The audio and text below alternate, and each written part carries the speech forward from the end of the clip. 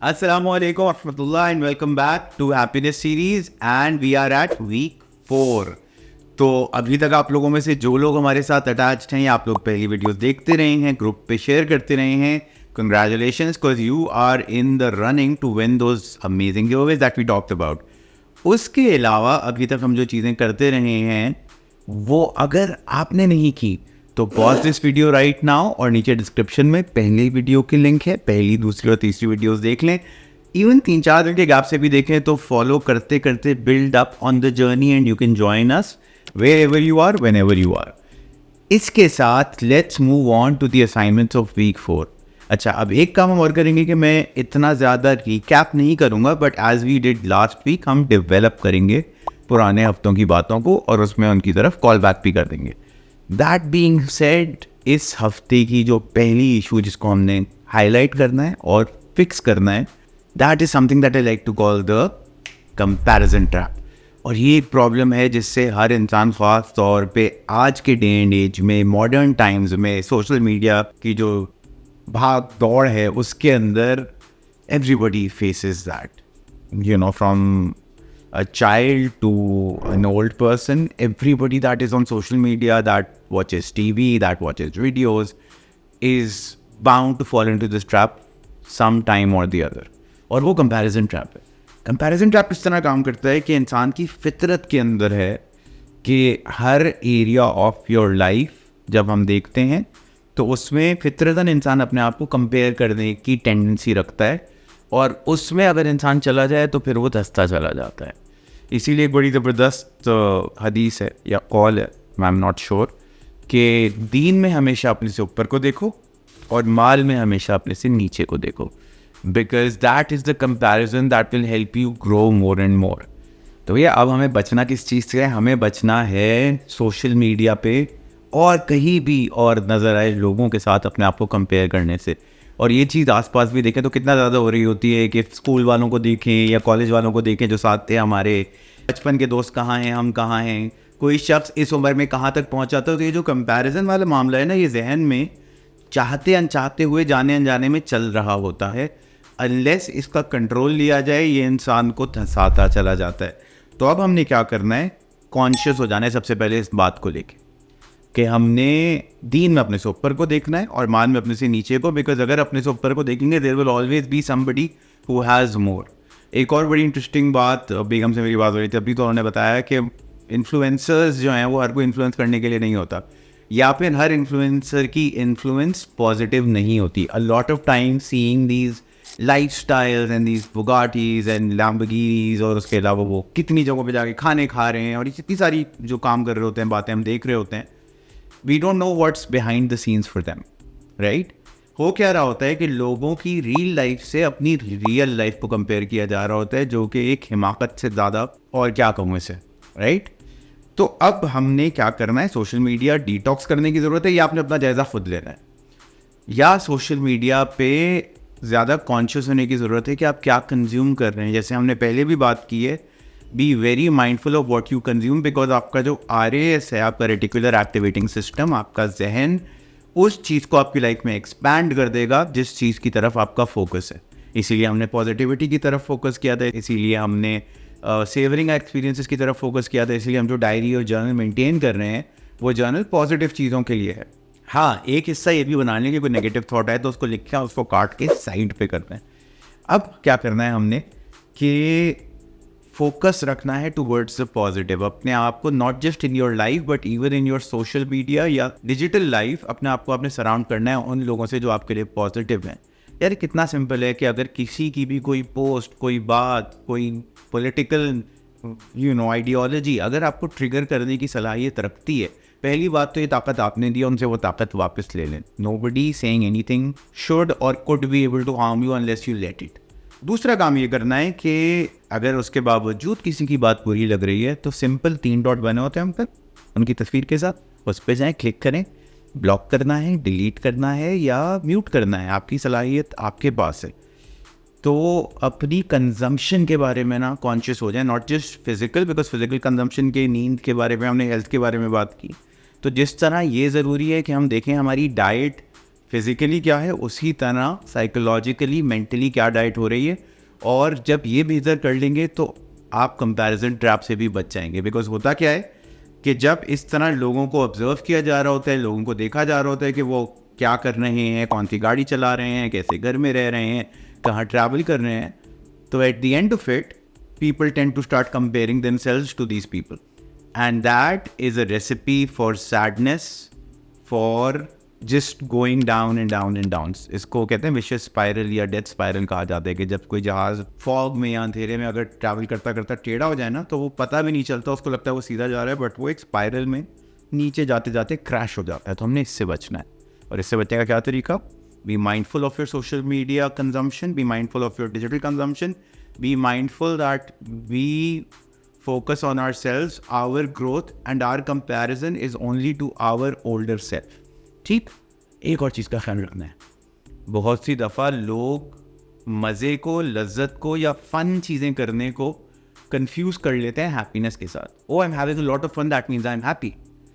Again neuroscience बताती है कि हीडनिज्म या प्लेजर सीकिंग जो सेंटर्स हैं, या जो मज़ा आता है या कोई फ़न चीज़ कर रहे होते हैं, short term fun is not the same as long term happiness. A lot of times they can also be very far apart. तो फोकस किस चीज़ पे करना है? लॉन्ग टर्म हैप्पीनेस पे, instead of just confusing being energetic और be having fun with being happy.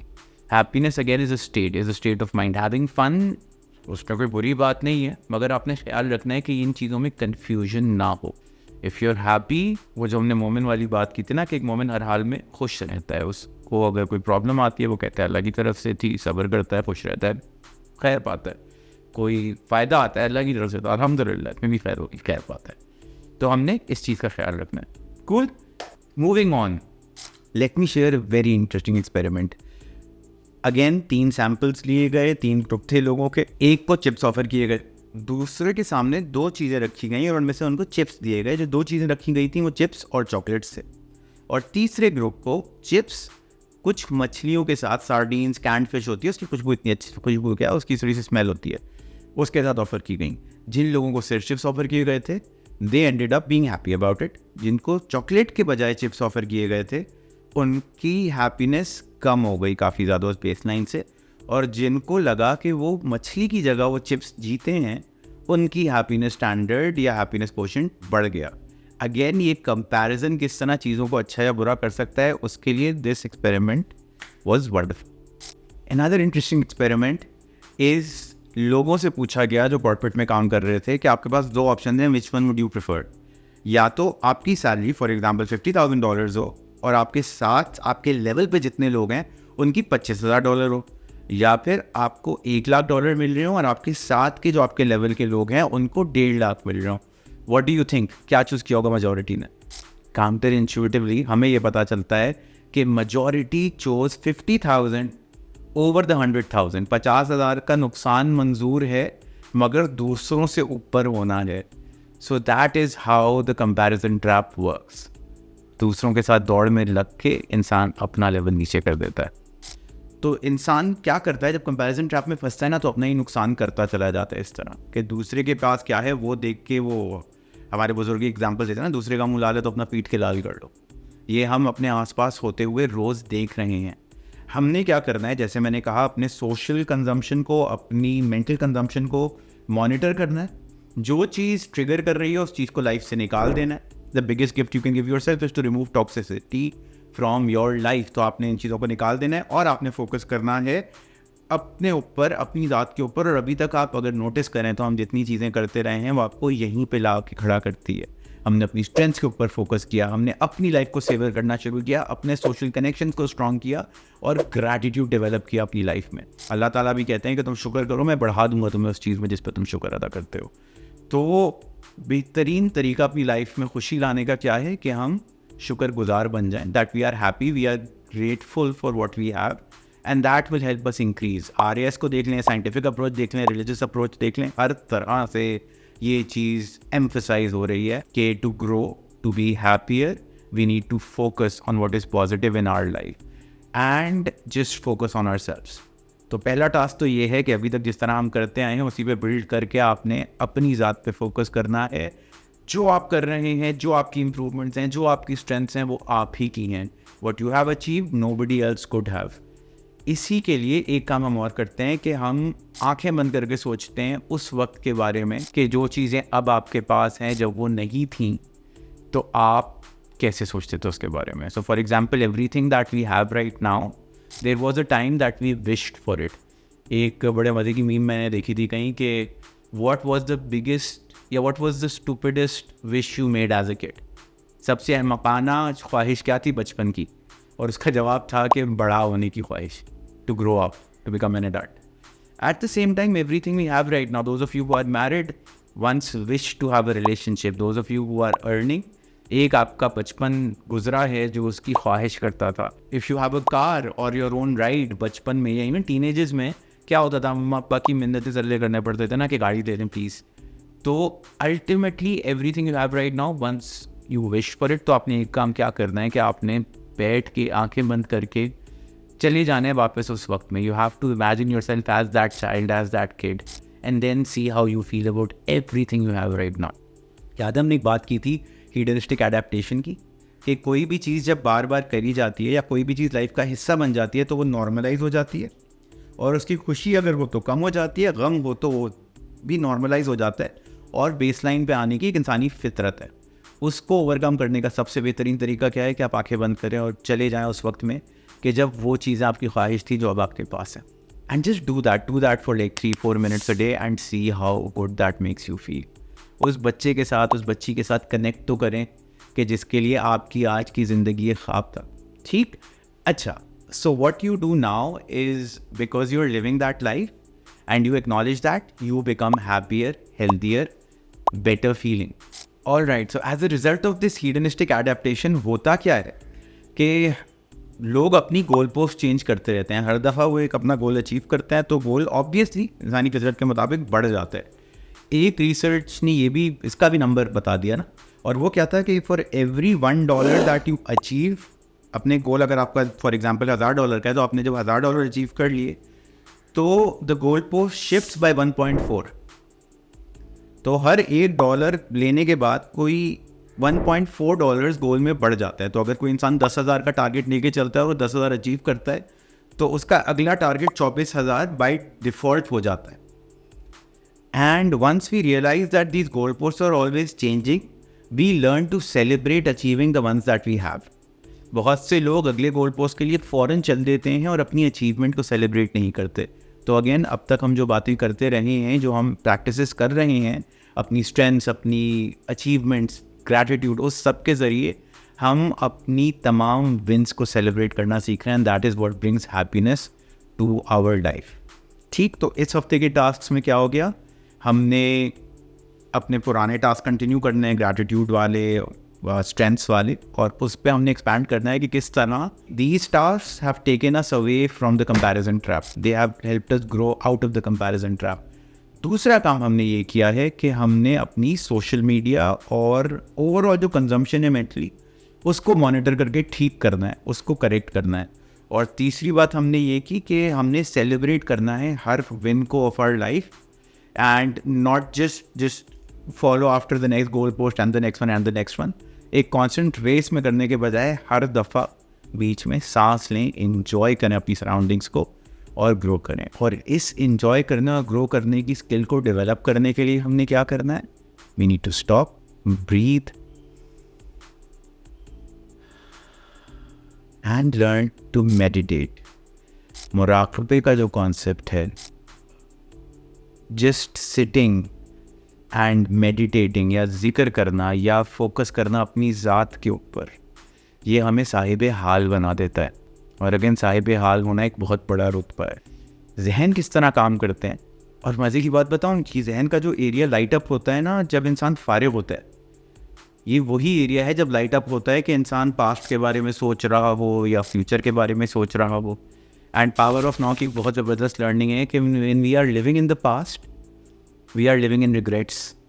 When we are living in the future, we are living in fair.